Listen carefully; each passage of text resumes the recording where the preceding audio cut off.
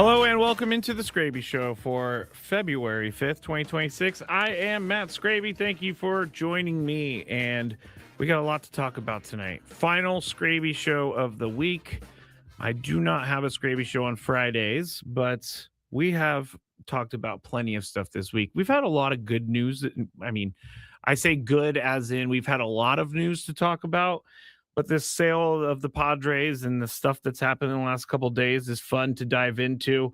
Also, during the show, something came down near the end of the show, and it was former Guardians closer Emmanuel Clase. And there's more information about him and how he was gambling or fixing bets when he was pitching for the Guardians. And it's kind of crazy. And I feel like there's going to be some fallout from this. And I also feel like there are still guys in Major League Baseball doing this because it's not hard. I mean, Clase kind of made it easy to figure out, but we'll get into that in a little bit. But I cannot believe that two major league players threw or allegedly threw away their career for a relatively small amount of money. So we'll get into that. But we're going to start with the sale of the team. And that is something that we talked about last night. That is something that we are going to continue to talk about. But there's been some new reporting. Dennis Lin in The Athletic reporting that initial bids are expected around the end of February. And there are certain there was like 3 or 4 identified buyers or suitors. Joe Lacob is one we talk about. Also, you have Jose Feliciano, who is an owner of an English Premier League team. I believe it's not Everton, Chelsea. I shouldn't say that.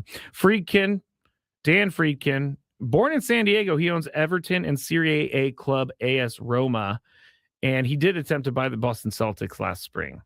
So the Feliciano's private equity firm, Clear Lake Capital, is the majority owner. Oh, it was Chelsea. I talked about it weeks ago, and I don't think a capital group is my favorite thing. Obviously, I have no say in the process whatsoever, but I do not like folding the Padres into a capital group that has a bunch of different teams, because when we talked about the Red Sox a little bit 2 weeks ago or so, the Red Sox whole thing was that they aren't getting the money that they need because their Fenway Capital or Sports Capital Group also owns a Premier League team, and money that the Red Sox made was pooled and they paid for stadium improvements in England. So I know that, again, I have no choice over the matter, but and nothing against Mr. Feliciano, but I do not want a private equity firm buying this team. I feel like that there's a personal touch that will be lost. Now, Dan Friedkin, I looked into his background a little bit. He's worth a lot of money, and so he is worth $10.1 billion. Oh my goodness, I wish I had a quarter of that. Not even a quarter. 365th of that. But Dan Friedkin, he owns a Gulf States Toyota, which sold $11.4 billion worth of Toyotas in 2024. So he has some money behind him. The company is based in Houston, and they distribute cars or Toyota vehicles in Texas, Arkansas, Louisiana, Mississippi, and Oklahoma. Here's the thing. I don't see anything about San Diego in here. I know that he was born here, but I see a lot of people saying he would be the guy because he's a San Diegan. I need to look into it a little bit more. I'm not saying that anyone's wrong about him being a San Diegan, but most of his business seems like it's done in the Midwest. But does that bother everyone? I don't think it does. But when you're saying, yes, he was born in San Diego, but I'll look more into that. Ben Woods this morning had the writer on Sportico or of Sportico join their show, and he had some great clips. Eben Novi Williams, he is of Sportico, as I said, and Ben Woods asked him, should Padres fans be cautious about a new owner? Here's what he said. I think the caution is that you just never know, even if people have money, how much they're willing to spend. And I think if you know any fans of the Baltimore Orioles, they were very frustrated with their ownership for a very long time. A new billionaire, multi-billionaire owner came in right at a time when the team felt like on the field was poised to be a dominant force in baseball. And 2.5 years later, I think most of those fans would tell you that they're pretty livid that David Rubenstein hasn't spent more and hasn't dedicated more to a team at a time when the potential was all there. So yes, Jose Feliciano and Joe Lacob and Dan Friedkin, the three buyers who I know are interested in the Padres, they all have a lot of money. But it's you never know if that person is willing to, how much they're willing to spend.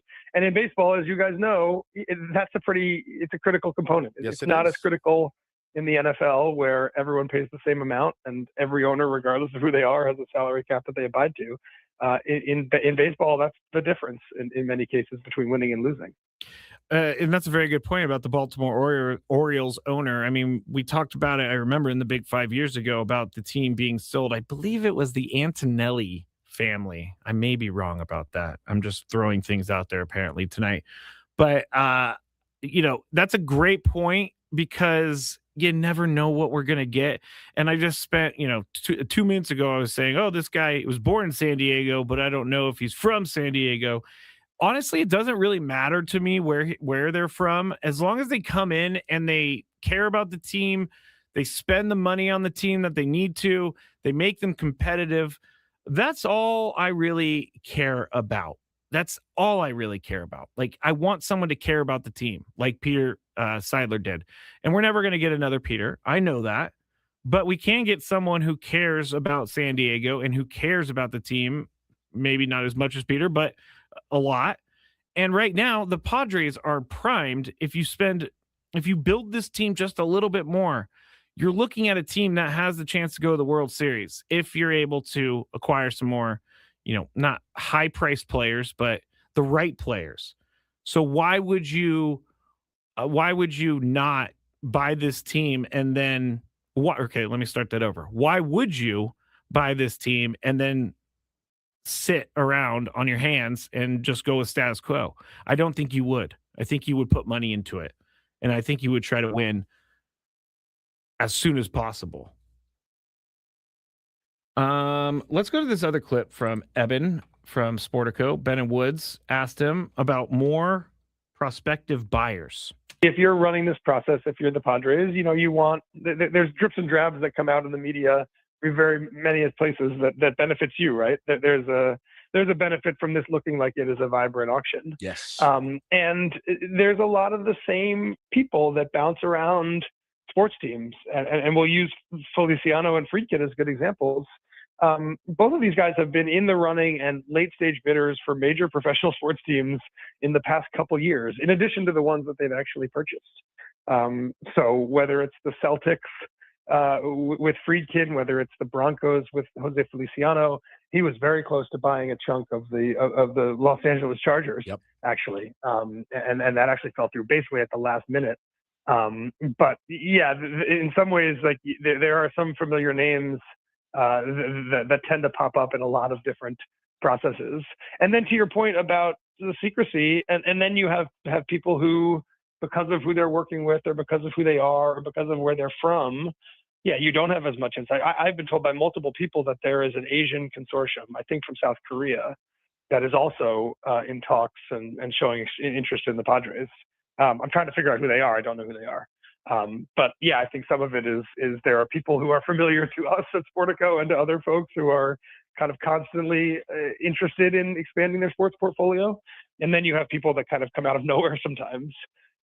So yeah, there's other people in this process besides the three billionaires that we're talking about. And hopefully when I know who they are, I will be, I'll be putting that out there.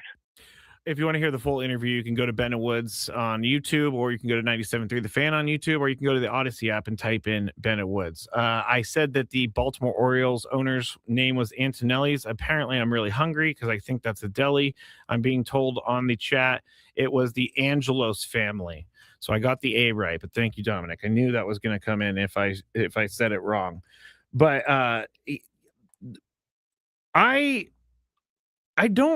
I'm going back to this because it's how I feel. I don't like people buying up sports teams just to add to their sports portfolio. Maybe I am living in a world that does not exist anymore. Maybe I'm living in a world where this is how sports is going to go, where sports is just going to be another business. It's not going to be the business for a family. I feel like this has changed in maybe the last 10, 15 years, but I want someone who cares. I want someone who cares. And I want someone who's going to make sure that this team is ready and is able to take on the National League West. I don't want someone who just wants to buy the team just for some mailbox money, meaning they can sit back in the mailbox and you get mailed checks type of thing. I'm not a big fan of that. I'd rather have maybe a group of people, but not a capital group. Eric says, you like owner operator. Yes, I do like owner operator. I don't know if that exists anymore. I don't know if that's a thing anymore. I know with the 49ers, it's owned by the York family, and the York family treat that team like it's their only business, which they should. I just don't want to get the Padres in a place where they're just part of some portfolio. That's all I have to say about that. You know what? I actually have I'm going to go to break. In the next segment, I'm going to talk about some thoughts I've been toying with, and that's why a billionaire would want a sports franchise outside of the money. So I'll talk about that when we get back here on the Skraby Show on 97.3 The Fan. Win or lose, you've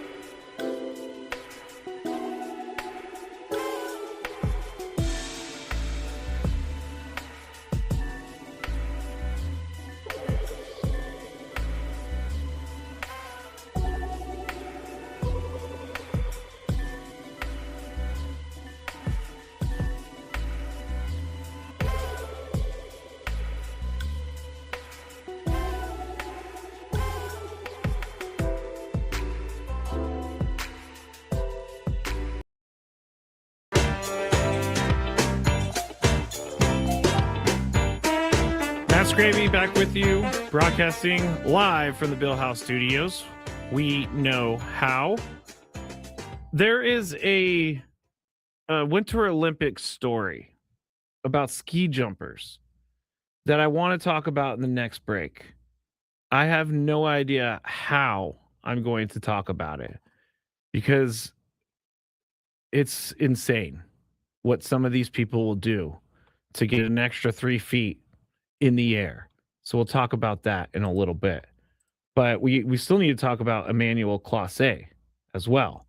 But if you want to watch the show, you can just go to Facebook, type in 97.3 The Fan. Also, you can go to YouTube at The Skraby Show, Skraby as in boy, Y. And you can go to 97.3 The Fan on YouTube. Also, X, 97.3 The Fan SD, my ex, Matt Skraby. And also, you can listen, as always, on the Odyssey app. Just type in The Skraby Show or Gwen and Chris. All right. Oh, I was going to do this. I have some thoughts as to why, because buying a baseball team is obviously going to make you money, but you are not making NFL money. And you are not even making NBA money. You're probably making more in the NHL. But you're not getting into baseball to print money like the NFL. You are going to make money. So in my mind, owning a baseball team is kind of a passion thing. You see Steve Cohen, he loves his Mets. He'll do anything for his Mets. And so that's where I think baseball owners are different than the other sports, because you got to be really involved for a baseball team. That's 162 days. Games. Come on. How many billionaires you think are going to be focused for 162 games? I think it would be much better. Actually, you know what? Let me go. Jeff Bezos.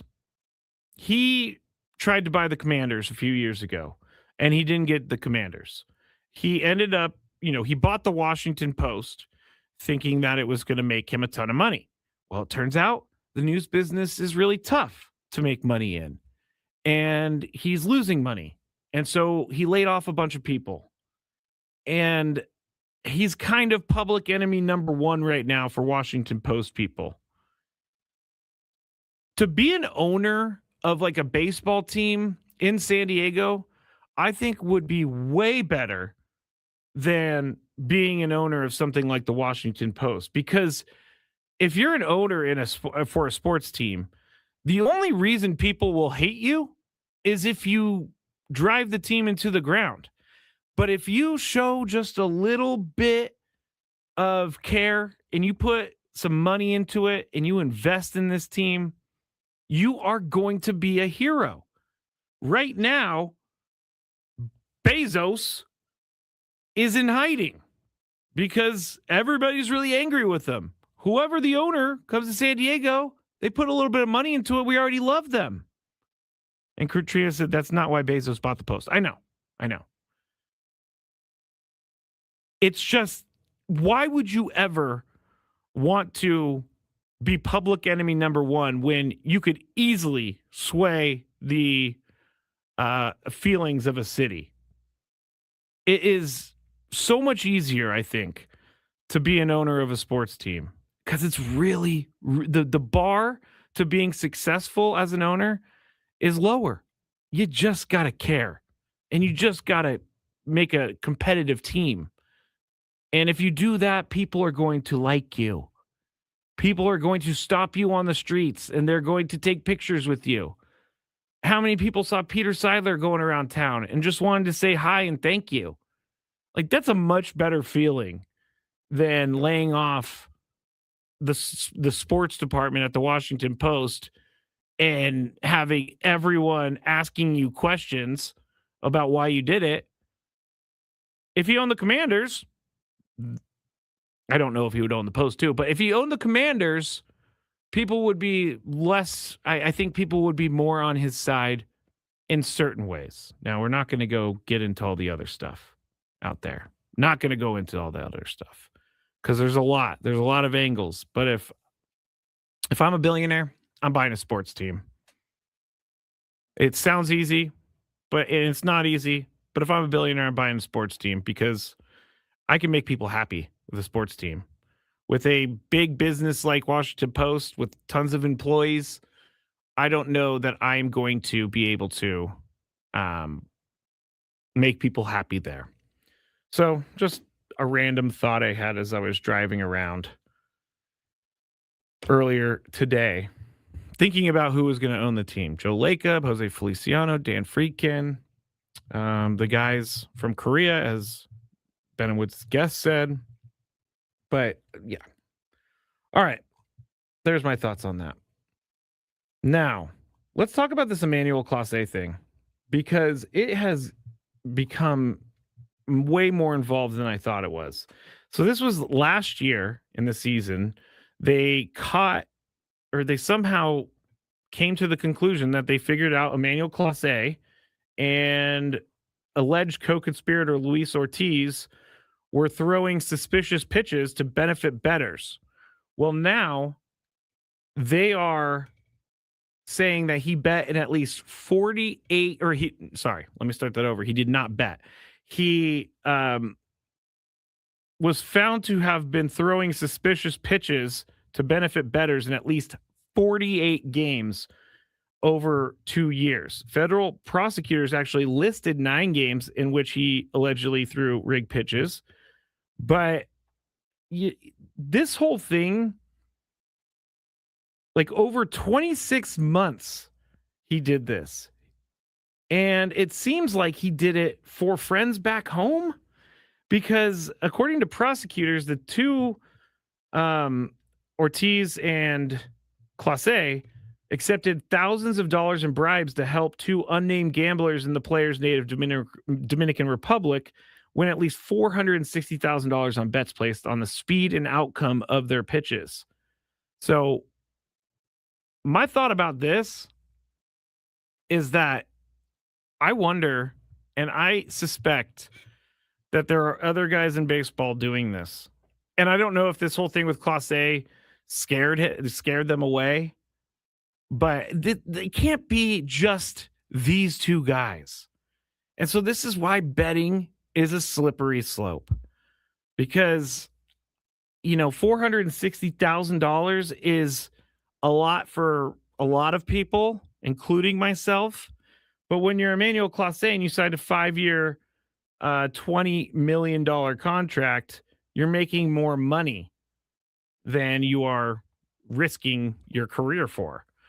I don't get it. But if he is doing this in 48 games over the last 2 years, like, what else are we missing?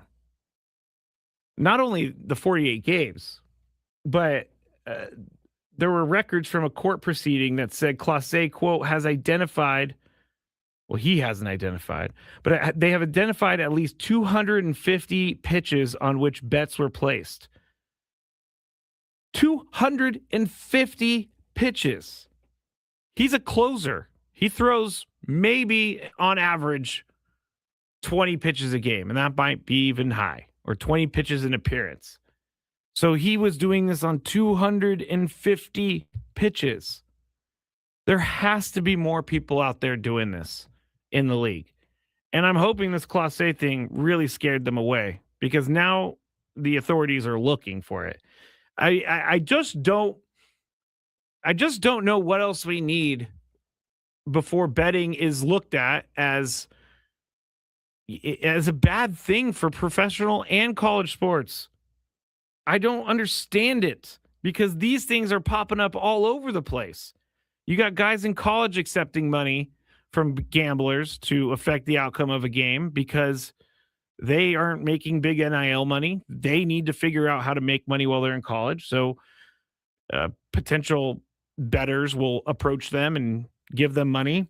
You have the whole NBA scandal that was what was it, like 3 months ago? It was before the new year, but Chauncey Billups and there was a bunch of guys arrested. There was this whole illegal gambling ring. And now you got this whole baseball thing. And so if these things are out there, then there is definitely, in my opinion, more to find out there.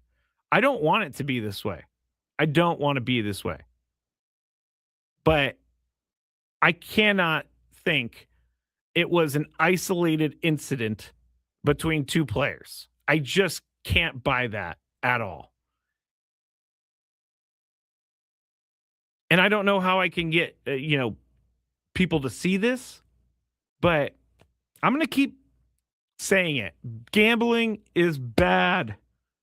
If you do it responsibly and you do it for fun, that's okay. But when you do it and you're chasing your losses and then you're trying to, fix bets and things like that, that's when it takes a turn. Like, I don't mind if people put together a parlay on the Super Bowl. Why not? That's fine. I do that stuff all the time. But once I lose my $10 or $15 or whatever it is, I'm not betting for a little bit. Gambling is no different than alcoholism for me. Gambling is definitely no different because it's all the same. It's all an adrenaline rush. It's all a need. You're pulled to it because you think, hey, I know for a fact this team is going to win with this spread. And then that team loses. Like, take Gonzaga last night, for example. I'm not saying that anyone bet their life savings on Gonzaga to beat Portland by 22.5 points. But if you did, you have lost your life savings because Gonzaga lost that game last night. Even if you think it's in the bag, it's not, because things happen in sports. But I'm going to be following this story because I'm very interested about this. It's crazy. It's crazy. Texting during games, which I guess is wire fraud conspiracy. Money laundering conspiracy is another charge. They carry a potential punishment up to 20 years in prison. So I hope it was worth it. I hope it was worth it. SD Mike says, I know a few people that replace drinking with gambling. That is dangerous. That is very dangerous. It's very common, though. I mean, you transfer your addiction. For a while there, I transferred my addiction to work once I stopped drinking. I worked like 100 and something days in a row because I was just like, I need to work because if I'm not working, I'm going to drink. But that's really sad that people are taking up gambling instead of drinking. All right. When we get back, we are going to talk about this story that I brought up the other day. I did. Because there was this is when Tony said the Norwegians. Because there's a ski jumping thing that's happening, and people are up in arms in the ski jumping world. So we'll talk about that when we get back here on 97.3 The Fan. Bennett.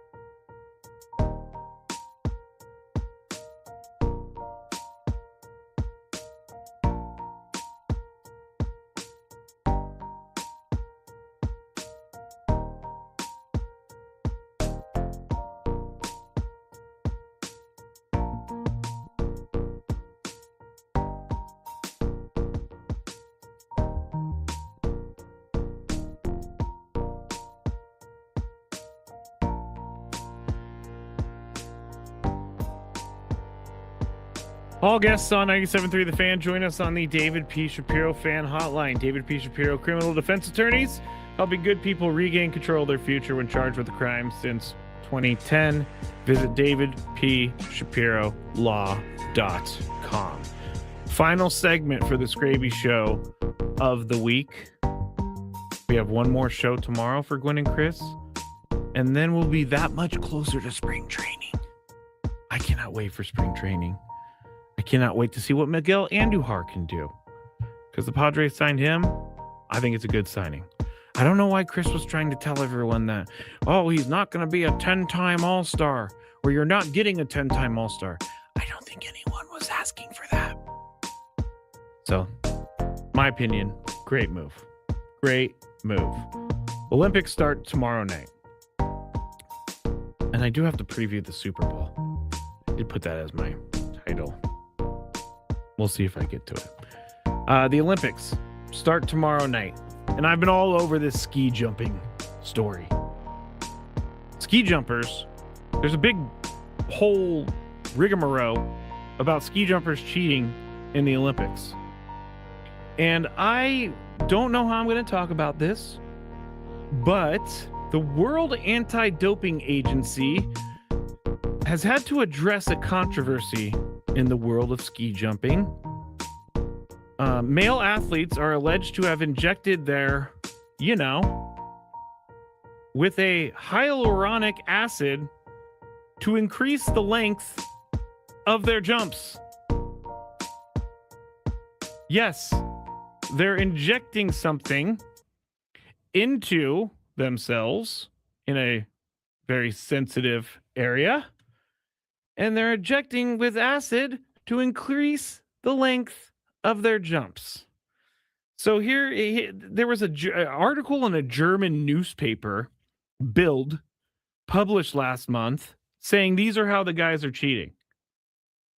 Ski jumpers, they broke it down like this as to why these guys would do this. Ski jumpers would want as much surface area against the air as possible to generate lift. Jumpers could get that by wearing extra baggy suits. To prevent jumpers from getting a suit like that, they are 3D scanned each season with their suits fitted off of those scans. That's kind of cool. With those genital injections, jumpers can increase the size of their groins during those scans. Said jumpers receive a little extra material in that area of the suit, which could cause significant gains in jump length. The Athletic notes, the Frontier Science Journal found that a 2-centimeter change in a suit represents an extra 5.8 meters in jump length. So it seems like it's a little worth it if 2-centimeter change in a suit gives you 5.8 extra meters. I mean, that's kind of why. That's definitely why they're doing it. This, people are going to cheat. It's always going to be like this. We're always going to have cheaters. But this is like next level. Next level. I think that they're, in other countries, ski jumping is a much bigger deal than it is here in America. But this is wild. I don't know that I can't even imagine doing that. Trevor says 5.8 meters is huge. Zen says injecting their junk to increase the length of their jump. Yes. So I guess they're not doing this during the jump. They're doing it when they're being scanned. So they can make themselves a little bit bigger in that area. And no one can really ask any questions, right? Can you really say hey, show me that? Let me check that. I guess you could. But the whole acid thing, bothers me as well. The World Anti-Doping Agency Senior Official Director General Olivier Neagley He said, quote, "I'm not aware of the details of ski jumping and how it can improve. But if anything was come to the surface, we would look at anything if it was actually doping related. We don't do other means of enhancing performance, but our list committee would certainly look into whether this would fall into this category. But I haven't heard about that until you mentioned it." Another president said ski jumping is very popular in Poland, his home country. So I promise you, I'm going to take a look at it. Doesn't really seem like anyone wants to take a look at it. But this is like the scandal. This is the scandal of the Olympics so far. Is increasing the crotch size on your ski jumping suit makes you fly a little bit further. So that is something. Dominic said it. I don't care that much about anything to put acid in there. I agree. That is crazy. I'm sure it's fine. I'm sure it's not that big of a deal. But at the same time, it is kind of a big deal. So, man, oh man. I'm kind of stuck between a rock and a hard place because the NFL awards are being given out right now. And of course, like they did with the ESPYs, we are not getting this until I believe 9 p.m. our time. So I'm seeing all the awards pop up. And I feel like that is okay because everybody's getting the phones to pop up. If you're on the chat, let me know if it's wrong. But we already have two guys that have won things. So I would like to talk about it. Bobby says, imagine being the first person to suggest that.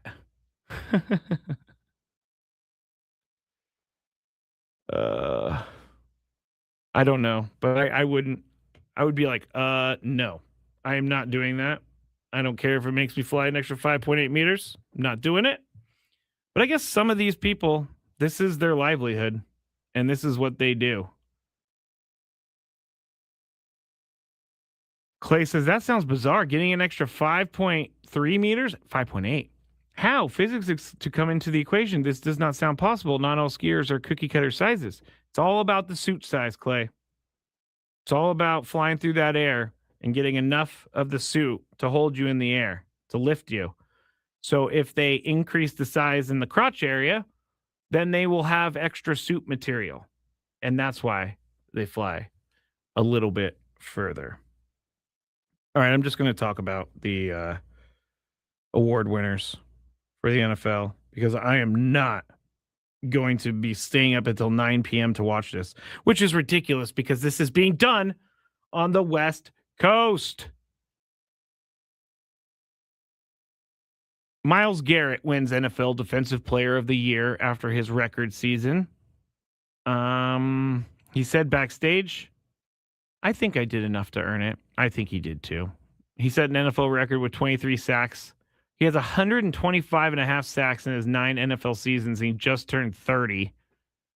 He could enter the top 5 all-time list in career sacks within the next 2 seasons. Chris Dolman is 5th with 150.5. Offensive Rookie of the Year, Panthers wide receiver Tetaroa McMillan. I think this is the right pick. He was the only guy, I guess, to do it all season long. Tyler Shuck at the end, the end of the year had a good run. Patriots running back Travion Henderson had a good run. Jackson Dart, quarterback for the Giants, was too injured, I think. And Buccaneers wide receiver Emeka Egbuka was another finalist. He had a start. He started the season very strong, but he tailed off a little bit as the season went along. So I think Tetaroa McMillan was the one who deserved that award. Protector of the Year, which means who's the best lineman. It's a new award. Chicago Bears guard Joe Thuney, or Thuney. I think it's Thuney. He's been in the NFL for 10 seasons. He's been a Pro Bowler in the past 4, but he won that award. Comeback Player of the Year award.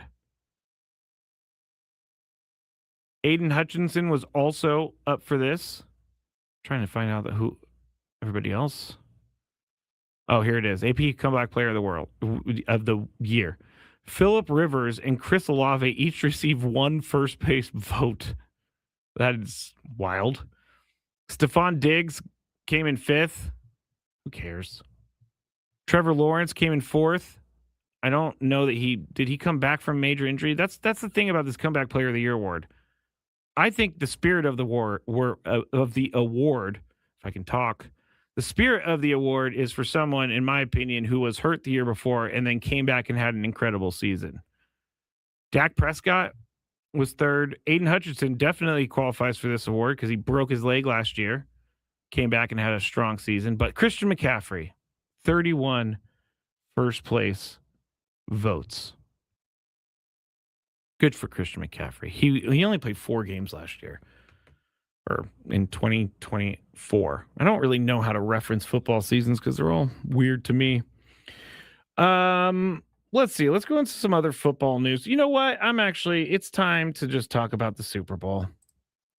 As Chris said earlier, the Super Bowl is not, I think, the most exciting sporting event right now. And it's because of the matchup. Now, I am a little nervous that everybody is picking Seattle to win. ESPN had 58 experts pick their Super Bowl winner. 48 picked Seattle. So 82% or almost 83% picked Seattle. The experts predicted the score 27-17. Of the 58 voters, more than half said the game will be within 7 points. Here's the key to the game. Well, there's 2 keys to the game, and they're very simple, and I'm not a genius for coming up with this. If Drake May can hold onto the ball and run the ball, I think they have a good shot. Is Seattle going to be able to account for Drake May? Drake May is a really good scrambling quarterback, and he's proven it over and over and over again. He proved it in the game against Denver when he won the game with the end around. I don't know if you actually call that an end around, but he did go around the end and get a first down to ice the game. But for Drake May, why is it always so hard to find stats sometimes? His rushing this year, he had 450 yards rushing, 4 touchdowns.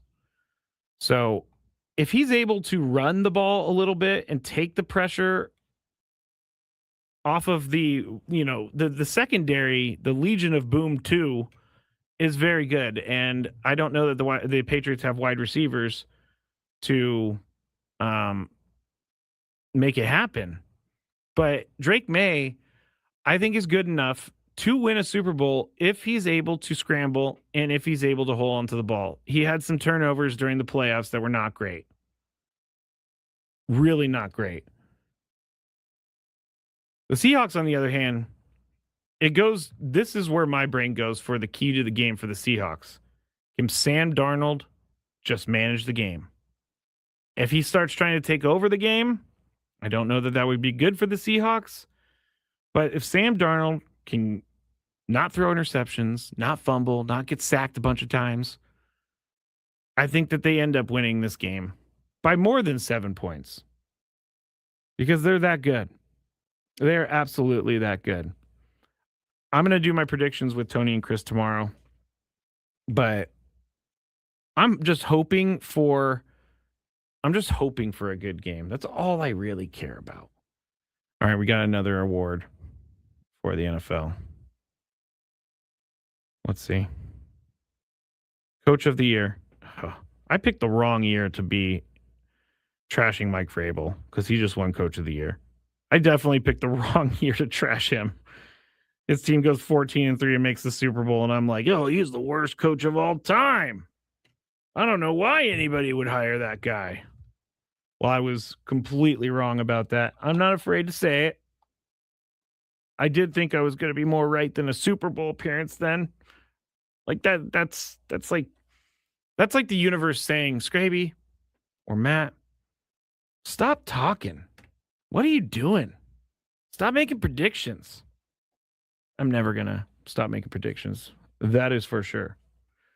All right. Is it Daily Gripe time? Do we have something? Okay, it's Daily Gripe time. Let's go. What's annoying Skraby today?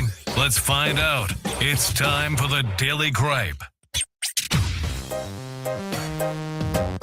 It's so... Am I still here? Yes, I am. It's so funny that my Daily Gripe just happened to me on the work computer. It's... Okay, so I can't stand it when websites make it incredibly difficult to actually get to their website. And ESPN is really bad at this, because ESPN, I will see a push notification saying something, I don't know, Padres sign Miguel Andujar. Okay, let me click it to read more. And then it won't take me there. It just takes me to the front page of the app, and then I can never find it again. I can never find it again. So that really bothers me. But the other thing ESPN does that bothers me is they make all of their videos auto start. I hate the auto starting videos because I mostly have my computer and stuff in mute because I'm on the radio, so my computer's down. But every once in a while, ESPN will just start playing videos. It's very annoying. I did not ask them to play a video. I did not click on the video. I do not want to give their video a view, even though that's why they're automatically playing it. But it's very annoying to me because it's really hard to stop it. Once you click on the video, then you get sent to another page, which is a sponsor ad. So that's my Daily Gripe. First world problems for sure. My Daily Gripe is the way ESPN and other websites do it. Like Yahoo Sports is another offender, because they play their videos all the time, and then you can't get their video to turn off. You have to go find it. David says, the Seahawks fans are already talking trash about all their logos on our stadium. We would never hear the end of it if they won in our stadium. Do we really want to put up with that? Honestly, it doesn't bother me. They can have their time in the sun. By the way, I didn't realize this. Seahawks have only won one Super Bowl in their history. 49ers have won 5. So Seahawks fans, you might be on top now, but we still gotcha in the overall total. Thanks, everybody, for listening. I will be back with Tony and Chris tomorrow starting at 2 p.m. Have a great night, everyone. Be safe.